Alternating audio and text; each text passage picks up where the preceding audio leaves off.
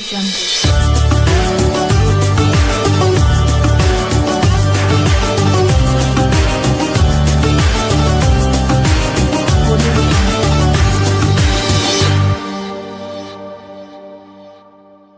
Assalamualaikum warahmatullahi wabarakatuh. Waalaikumsalam. Nah, selamat sore teman-teman. Semoga sehat selalu dan semoga puasanya diberi kelancaran untuk hari ini. Nah, sebelum kita lanjut untuk berdiskusi ya, Mas. Ya. Sebelumnya perkenalkan, nama saya Abdul Rizky Kamaludin dan di sini saya tidak sendiri. Di sini saya bersama teman saya. Nah, bisa berkenalan Kak, siapa namanya? Ya, perkenalkan nama saya Muhammad Syahrul Alfi, biasa dipanggil Alfi ya.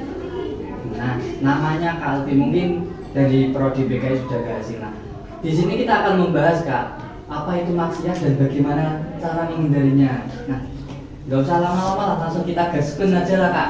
Nah, sedikit mengenai maksiat itu apa sih Kak? Maksiat itu secara sederhana itu seperti hal-hal yang dilarang oleh agama.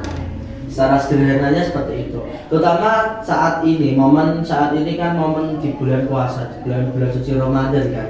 Terutama hal yang dinamakan maksiat itu, hal yang menjadi hal paling riskan untuk kita hindari, terutama dalam menjalankan ibadah puasa bagi teman-teman yang beragama muslim ya.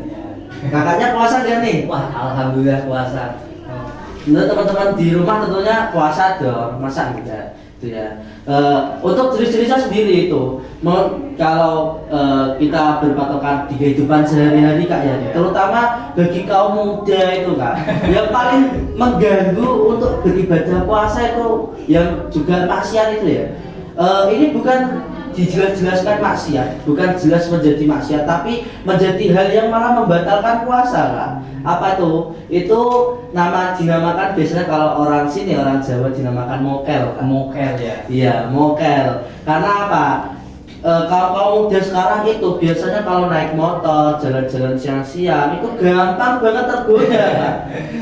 Ya, padahal kalau sesuai dengan kita guru ngaji kita dulu, kalau bulan puasa setan-setan pada dibelenggu Kak, di penjara, nggak bisa mengganggu umat muslim untuk beribadah puasa. Tapi nyatanya Kak, ini kalau kita melihat di jalan-jalan, kita nggak melihat orang lain, tapi kita melihat teman sendiri lah Kak.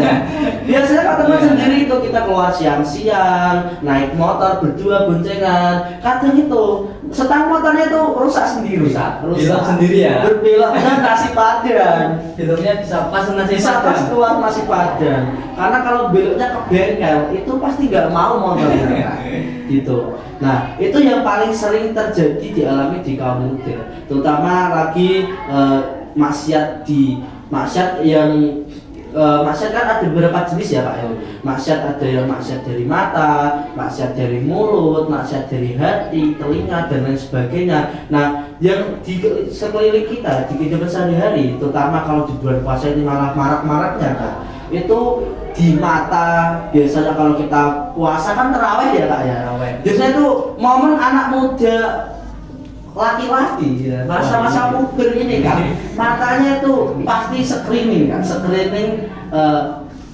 bunga-bunga komplek Kak. Bidadari komplek kan kalau terawih pada keluar sih Kak. Nah itu, jadi untuk maksiat matanya langsung wah gitu. Nah terus juga ada yang maksiat yang lewat jalur mulut, itu yang paling sering itu biasanya berkata toksik Kak. Berkata toksik. Iya. Kadang untuk saya juga bingung, apakah toksik ini sudah membudaya, mengakar menjadi watak? Karena kalau kita, biasanya kalau di umat muslim kan dianjurkan kalau refleks itu biasanya mengucap astagfirullah, kalau refleks mengucap masya Allah. Nah, kalau di kehidupan di lingkungan real kita itu malah bertolak belakang Kak. Biasanya kalau refleks itu malah seringkali mengucap perkataan-perkataan yang tidak berfaedah, yang bahkan mungkin bisa dikatakan perkataan yang mengumpatkan. Dan itu juga termasuk maksiat lewat jalur mulut. Ada juga lagi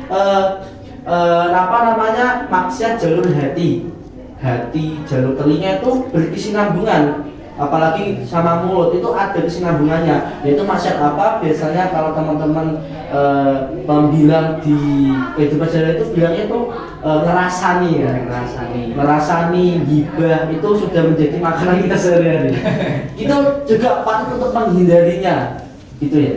Karena apa? Pada dasarnya kita percuma berpuasa, beribadah. Jadi definisi berpuasa, definisi beribadah puasa di bulan Ramadan itu tentunya tidak hanya menahan dahaga, menahan lapar, itu kita juga harus menahan hawa nafsu kita, Kak. Gitu. Jadi kalau kita sekecil apapun membuat maksiat, biasanya itu akan mengurangi pahala di bulan Ramadan ini, Kak. Apa bisa lebih-lebih lagi bisa membatalkan puasa. Seperti itu. Jadi untuk teman-teman semua di rumah, dari teman-teman kakak juga, mulai teman-teman saya juga, bahkan di sini pun juga sering ya, secara nggak sadar, ya, secara nggak sadar juga. Menurut kita harus membuat salah satu inovasi untuk menjadi jalan keluar kita untuk menghindari hal-hal tersebut, Kak. Misal contoh daripada mulut kita digunakan untuk menggibah, ngerasani ya, Kak, ya. Itu kita gunakan untuk tadarusan. Daripada mata kita digunakan untuk melihat hal-hal yang mungkin tidak diperbolehkan untuk kita lihat, yang melihat bukan mahram, yang kadang intip janda di tetangga itu biasanya loh, Kak. Itu paling sering gitu, Kak. Mungkin bisa kita buat mata, bisa kita buat mengaji, mulut kita buat mengaji, tadarusan, terus juga hati ini, hati daripada kita buat ngerasani gerundel di hati apa gitu namanya menggerutu di hati, Kak. Itu lebih baik kita pergunakan untuk berzikir, mengingat Allah Subhanahu wa taala. Agar apa? Agar tentunya dalam ibadah kita di bulan suci Ramadan ini selama 1 bulan penuh kita berpuasa, tidak hanya mendapatkan lapar dan haus saja, tentunya kita juga mendapatkan pahala, gitu kan. Seperti itu. Terus apalagi nih, Kak? Mungkin. Nah, tadi kita membicarakan tentang anak muda. Banyak sekali memang anak muda yang itu melakukan yang namanya mokel tadi ya, Kak? Iya, mokel Paling ambil sendiri. Ambil sendiri, Kak. Nah, itu ada triknya sih, Kak. Penyebabnya apa kok terjadinya kayak itu? Apakah itu faktor lingkungan atau memang kontrol dari orang tua atau yang lain? Apakah ada penyebabnya itu, Kak? Oke, untuk faktor dari kita mokel sendiri, faktor orang mokel itu yang pertama itu ada beberapa faktor. Tapi yang faktor yang mempengaruhi paling utama itu mungkin juga faktor lingkungan ya, faktor teman. Jadi mungkin untuk nomor-nomor yang sering ngajak mokel untuk bulan ini, khususan bulan ini bisa kita blokir ya teman-teman. Jadi untuk bulan ini bisa blokir untuk teman-teman yang mempunyai madarat, mempunyai info mokel itu biasa teman-teman lewat jalur WA. Terus juga itu dari jalur lingkungan pertemanan. Terus juga kontrol orang tua juga.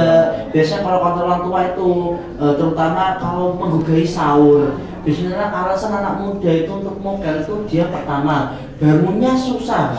Walaupun orang tua itu sudah membangunkan kadang susah. Nah, itu juga untuk PR dari teman-teman, terutama dari orang tua juga yang mungkin memiliki anak-anak, terutama di usia labil-labilnya, masih usia remaja, usia pemberontak ya katakanlah seperti itu, bisa ikut mengontrol dari mana, mengontrol dari waktu sahurnya. Gitu. Jadi biar anak itu tidak mempunyai cenderung merasa lapar ketika tengah-tengah.